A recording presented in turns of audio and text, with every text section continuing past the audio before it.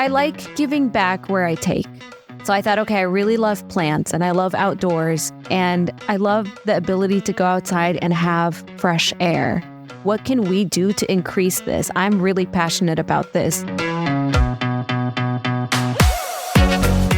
Welcome to the Path to Owning It podcast by Provide, hosted by me, Corey Brown, a marketing leader at Provide with over a decade in the healthcare industry. If you found us, you're likely an aspiring or established healthcare practice owner looking for tools and advice to begin your journey or take your practice to new heights. And you're not alone. So to help you achieve your practice ownership dreams, twice monthly, we'll tap into our unparalleled network of industry experts who will join us on our quest to provide answers to your most pressing questions. Like what you hear? Follow us on Apple Podcasts, Spotify, or wherever else you listen. Today, we're hearing from two providers who believe giving back is beneficial for both the community and their businesses. We'll discover two different approaches, from building a community impact program into your business plan to an organic formation of helping others globally. First is Dr. Chriska Mustafa, DDS, co-owner at Root Modern Dentistry in Ashland, Virginia. Dr. Mustafa combines comprehensive quality dental care with a friendly, nurturing environment based on the philosophy that the root of all happiness begins with a radiant smile.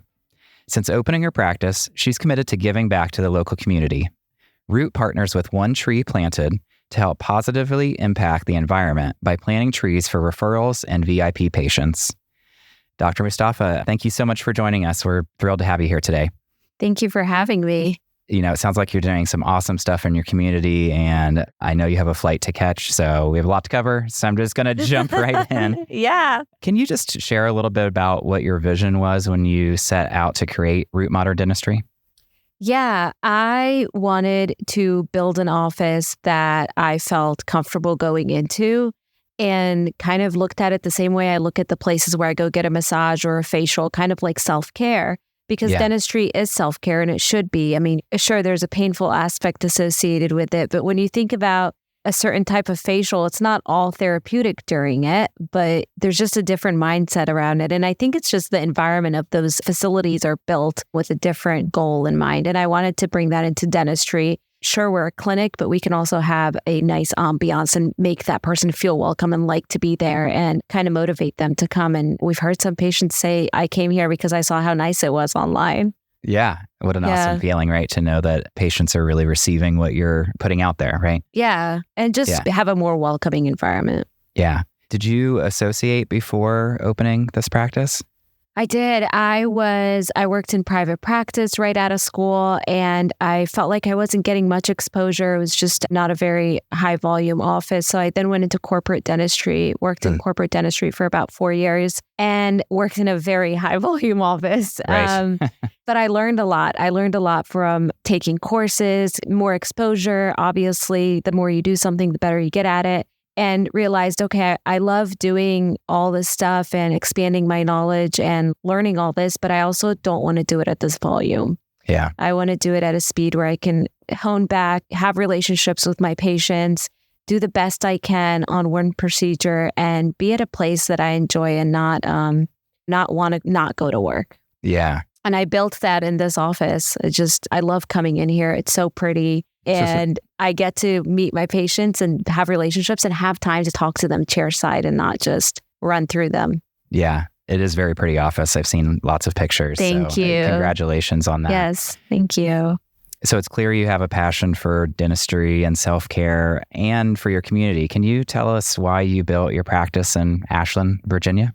Yeah, so it's interesting. Ashland wasn't really on the radar for us, but my husband, who's also a dentist, and I are both from Virginia. I'm from Northern Virginia. He's from Richmond, Central Virginia. And we have two little kids. We have a 3-year-old and a 1-year-old. And we thought, okay, it's time to be back in Virginia. Where should we go? Halfway point between both parents to help us. Okay. So we thought about it like that, but it turned out to be a blessing in disguise because Ashland has truly become the best place for us. It's such a small community.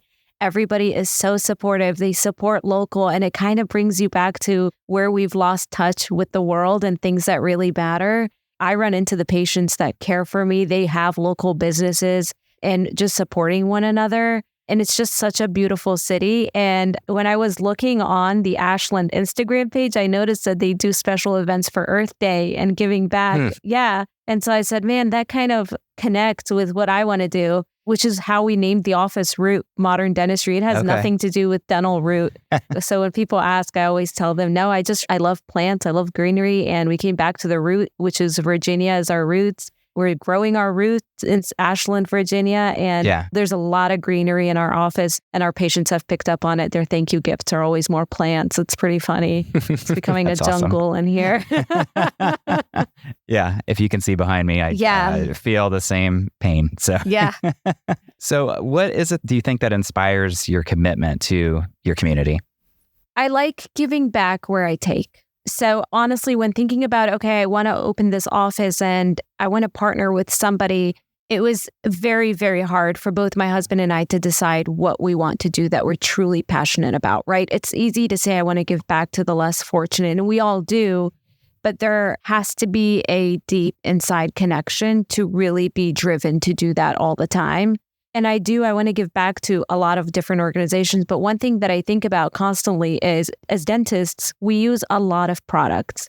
We generate a lot of trash, and we're not in a field where we can reuse things, right? Like from individual bonds to needles to the bibs lined with plastic, suctions, everything on a daily basis. If you talk to anybody at a dental office, we make a lot of trash. And so there's not much I can change about that, right? I'm not a scientist, part of the developer team. We can't use eco-friendly stuff where we can't. So I thought, okay, I really love plants and I love outdoors and I love the ability to go outside and have fresh air. What can we do to increase this? I'm really passionate about this. So we found One Tree Planted, and that's where our partnership kind of began. And it's, oh my gosh, if we can just plant trees, and on days like Earth Day, we can make it a whole office community. All of us can get together and do something local in the community. But every other day of the year, we can purchase trees and we can purchase it for the patients. And this way we can give back to the ecosystem. And our patients just feel so special. They're like, oh my gosh, a certificate with my name on it. And it's just so cool. You don't get a lot of dental offices that plant a tree for you. But really, there is intention and purpose behind why we do it. It's not just, hey, thanks for the referral.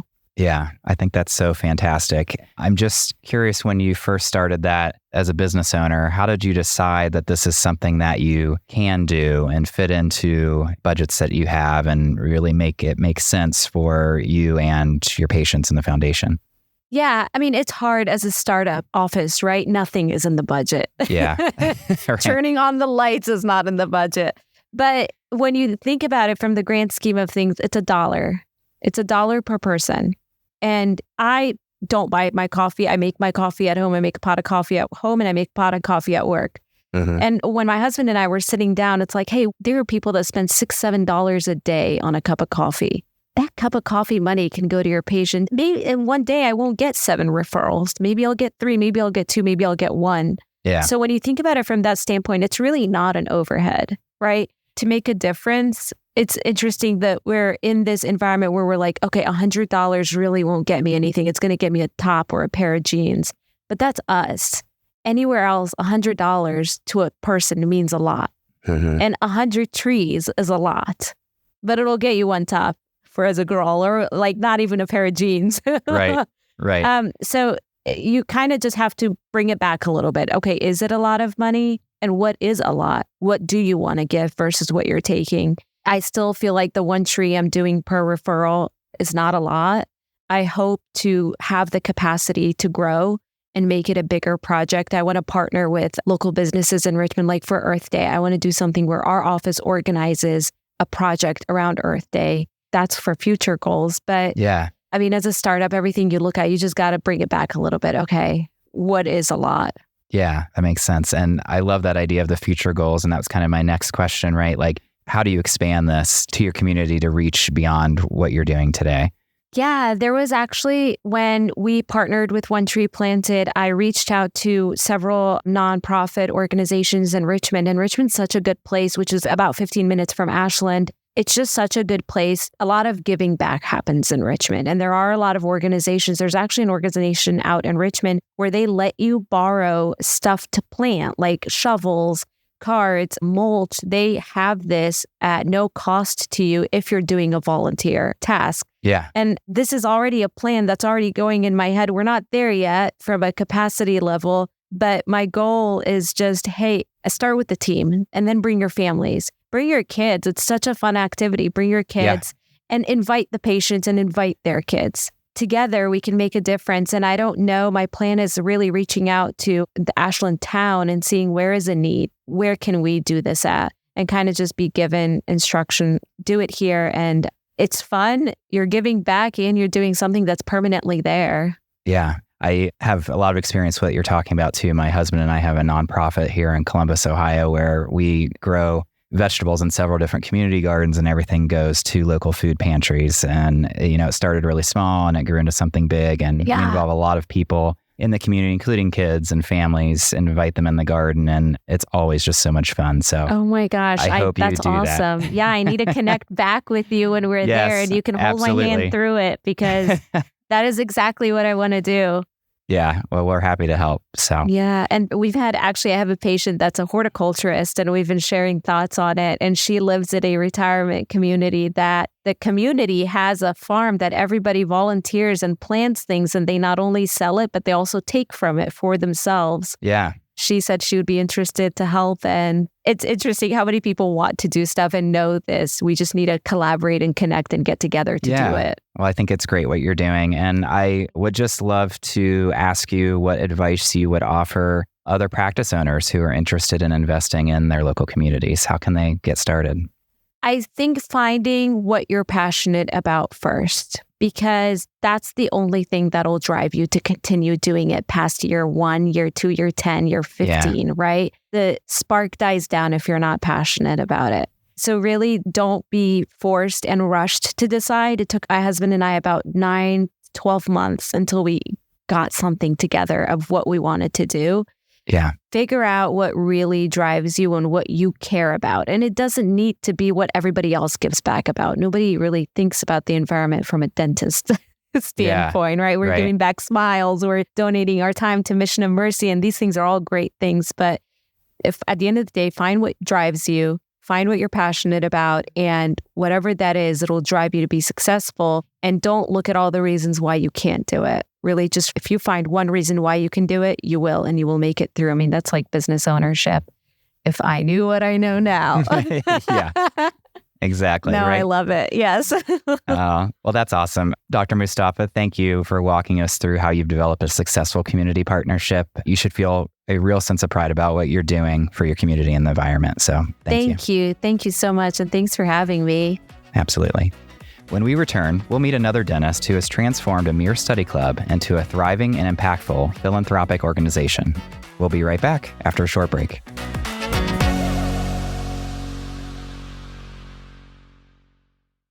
Ready to take your practice to the next level?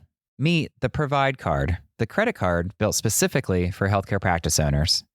Available in addition to your Provide practice loan, with the Provide Card, you'll be transported to a world of new opportunities for your practice, where you can access the spending power you need to build your legacy. You can earn rewards on all purchases, all the time, with no rotating categories and no point expiration. At Provide, we're creating the future of personalized banking for healthcare practice owners.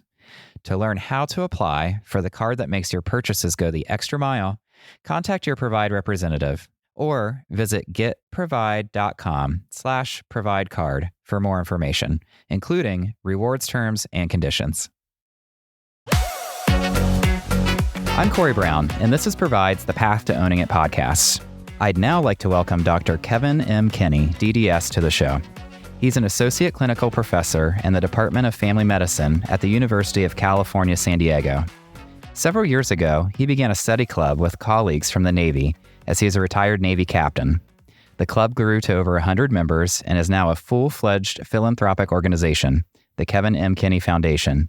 Its mission is to provide medical and dental care at no cost to the working poor and veterans in need in the San Diego area, as well as to provide and support doctors and healthcare workers on humanitarian missions in Central America and throughout the world.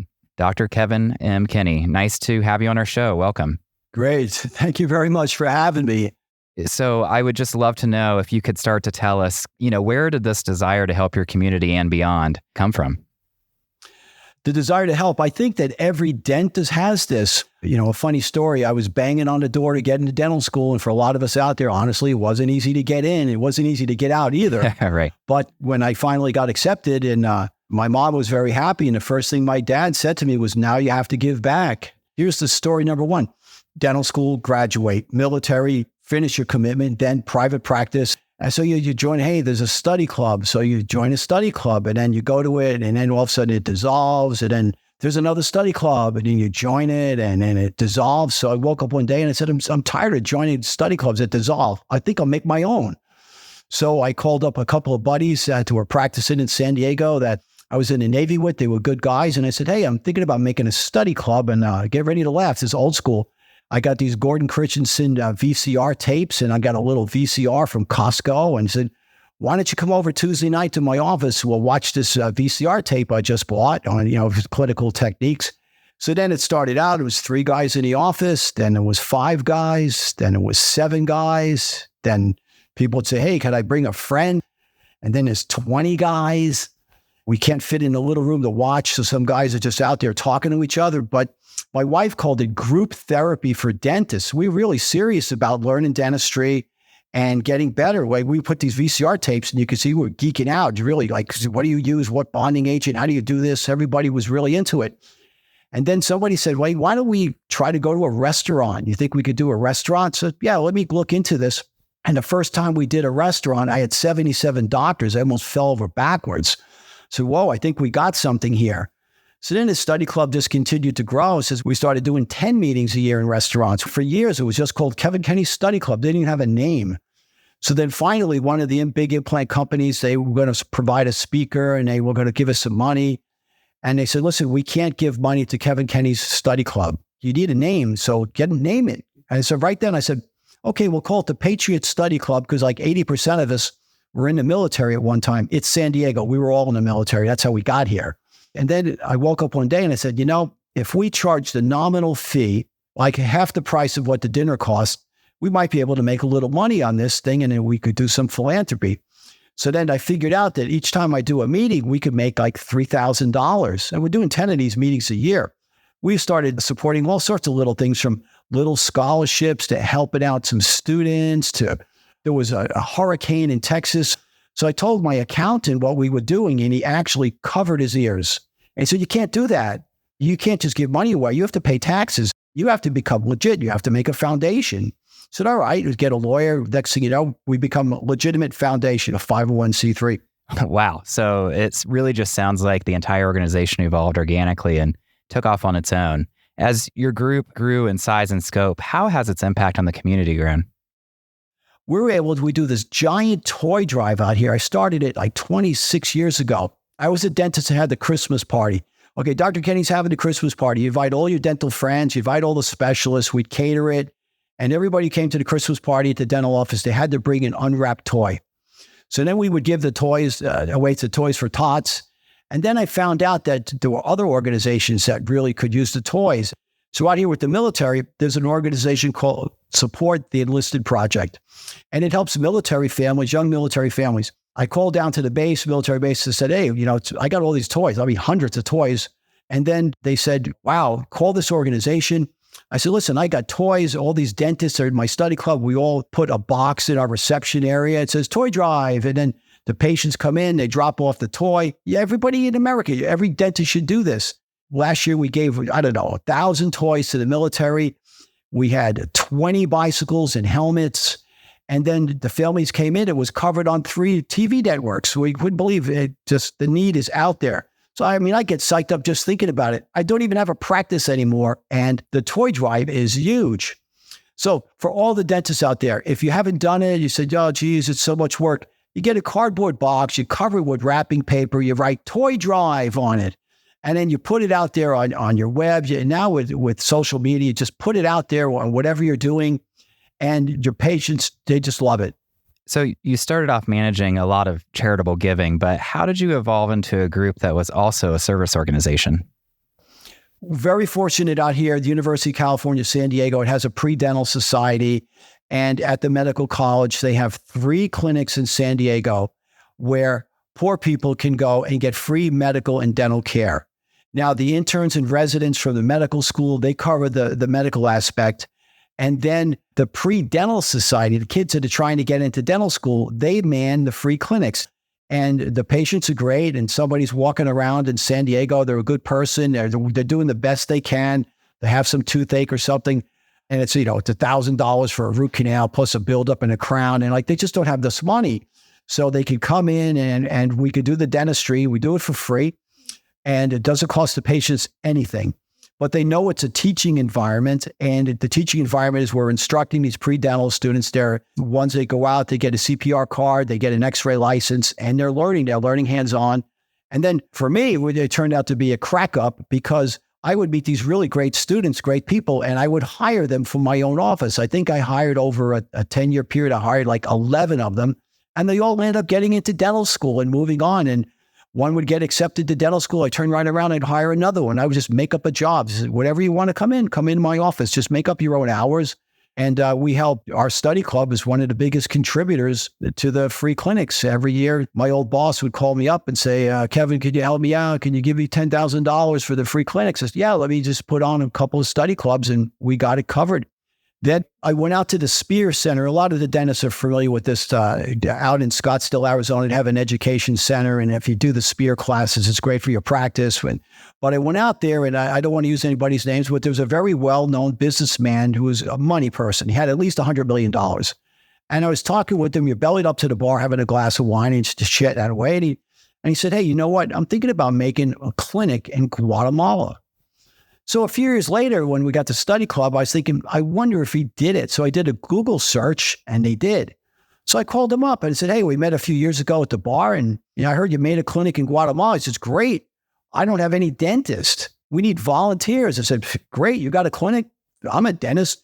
So let me gather some troops and we'll go down there. And I got some people who went down there, and away we went. That was the first one. And then it turns out that over the last 10 years, we've gone on 11 international missions. We've gone to Cambodia twice, Nepal, Panama, Guatemala, Dominican Republic.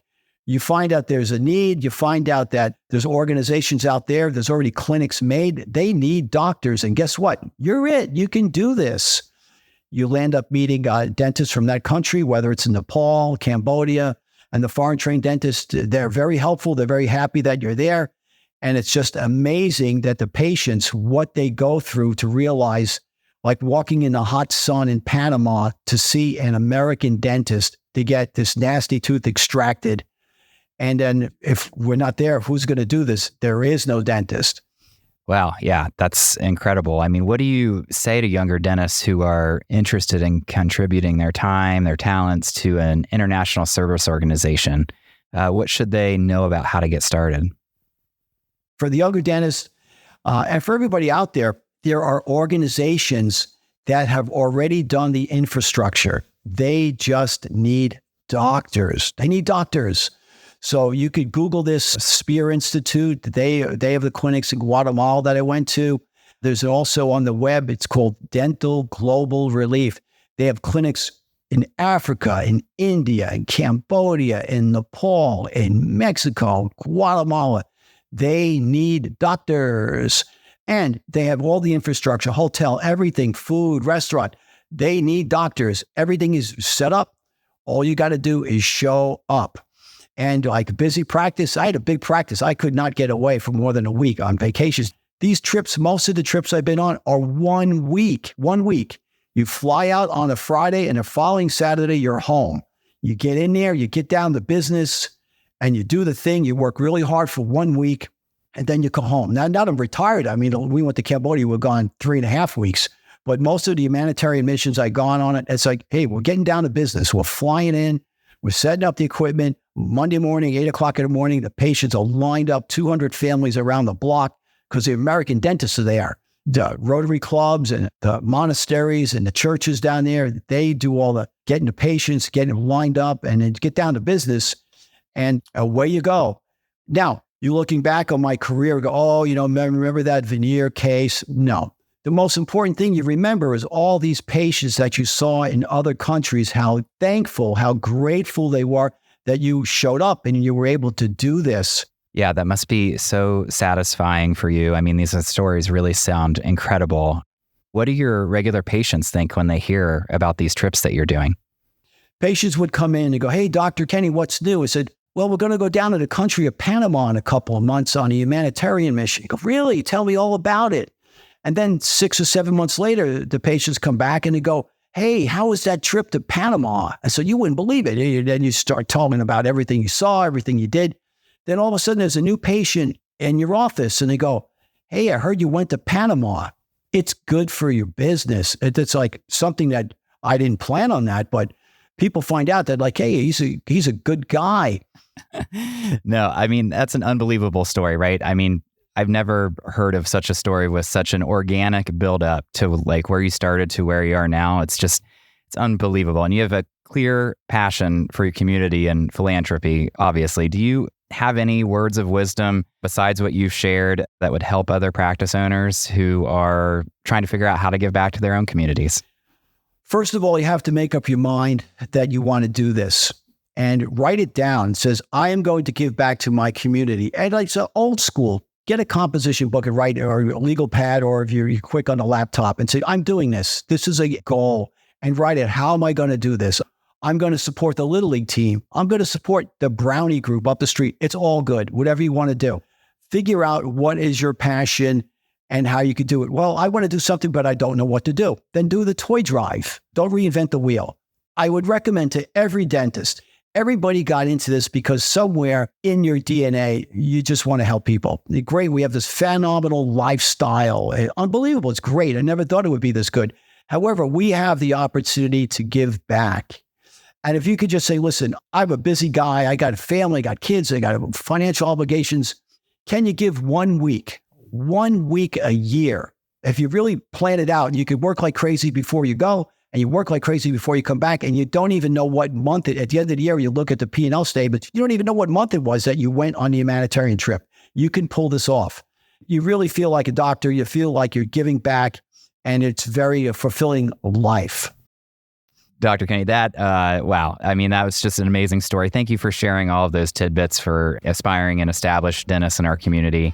It's truly inspiring what you're doing, and the passion that you have is just amazing. So I'm so glad you joined us today. Thank you so much. All right. Thank you very much. Thanks for joining us. Because you've listened to this whole episode, we assume you're entertained, or at the very least, learned something new. If so, leave us a review on Apple Podcasts or Spotify. Have a topic you'd like discussed in a future episode? Drop us a line in the comments section or send us a message on social media.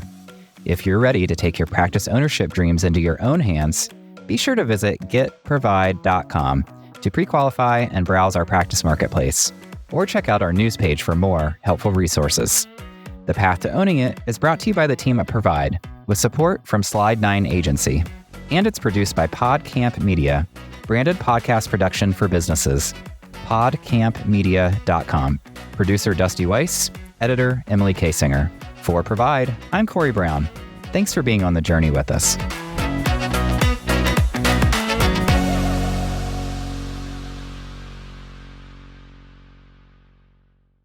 Provide is a division of Fifth Third Bank, National Association. All opinions expressed by the participants are solely their current opinions and do not reflect the opinions of Provide, its affiliates, or Fifth Third Bank. The participants' opinions are based on information they consider reliable, but neither Provide, its affiliates, nor Fifth Third Bank warrant its completeness or accuracy and should not be relied upon as such.